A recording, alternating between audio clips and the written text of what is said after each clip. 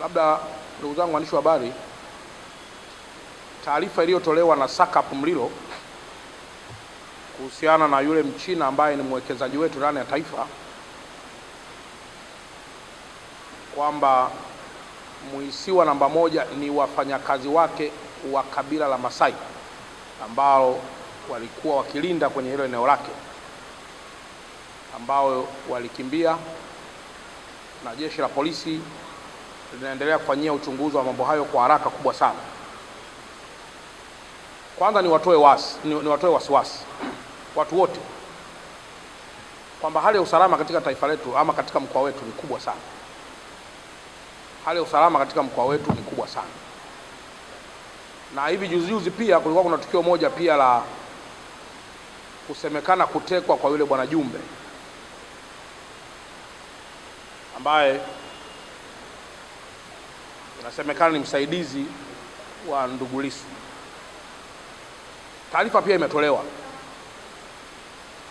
Lakini ndugu zangu waandishi wa habari, tuwe serious, tuna mambo yafuatayo. La kwanza, jambo lolote linapotokea katika taifa, na hasa kwa mfano la kimauaji, la kudhuru, la kuiba au jambo lolote la kijambazi,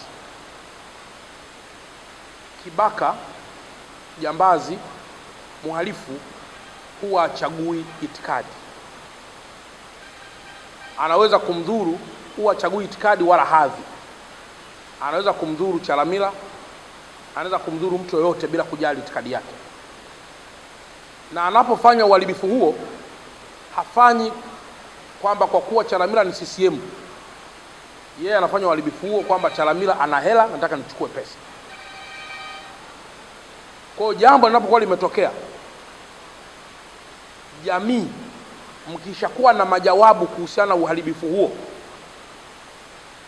maana yake kinakuwa ni kikwazo kikubwa sana cha kuharakisha uchunguzi wa jambo hilo na kuja na majawabu kwa Watanzania. Kwa mfano, kuna mambo hapa yanaweza katokea, mtu anasema aliyefanya hivyo, nimeona kwenye comments, aliyefanya hivyo ni Mafwele, SACP Mafwele. Sasa Mafwele huyo ndio mambo yote ya kiuchunguzi yapo kwenye dawati.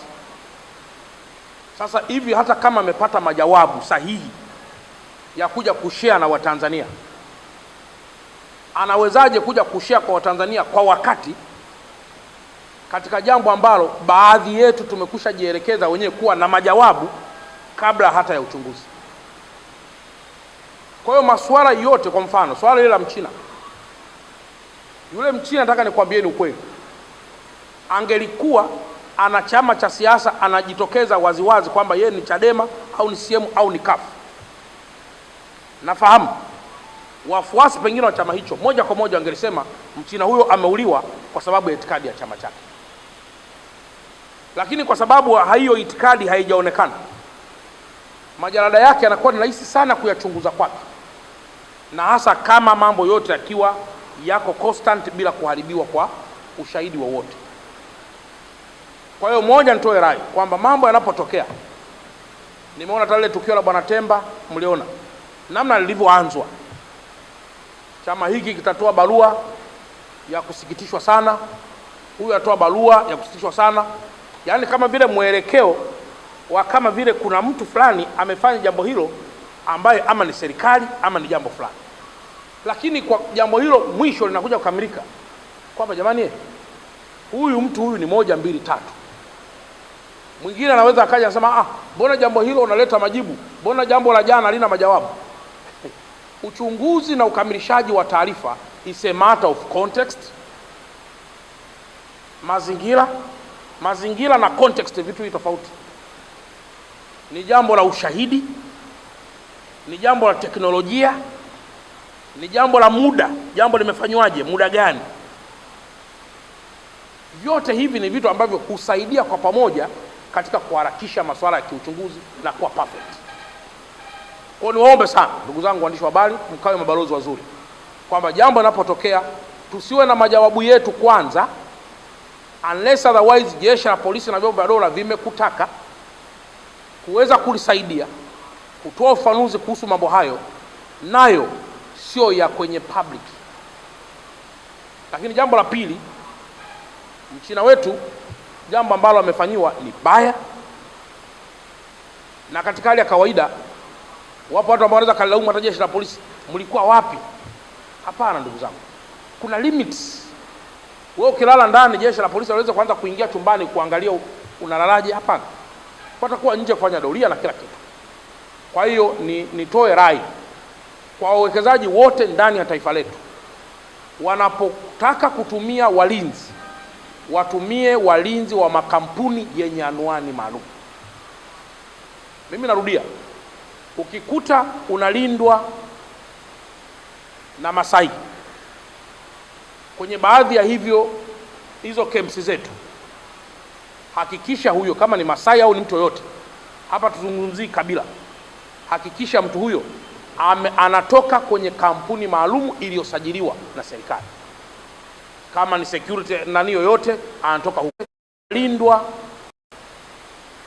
na Masai kwenye baadhi ya hizo ambalo wamefanyiwa ni baya,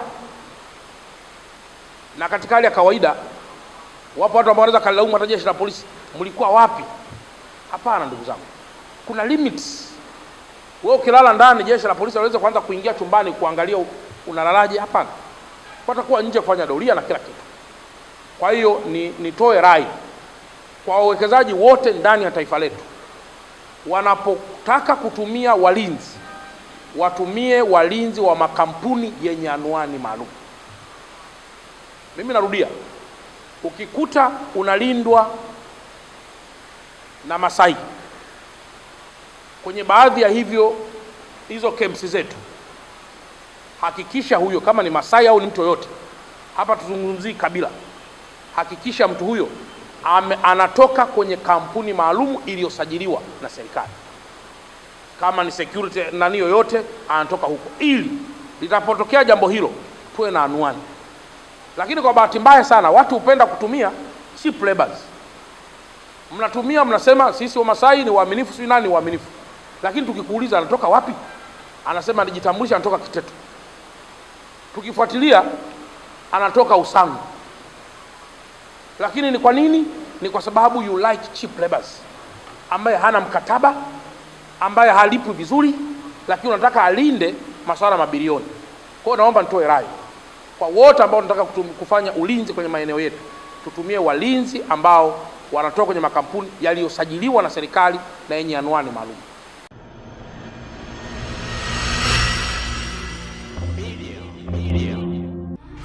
Usisahau kusubscribe, kulike na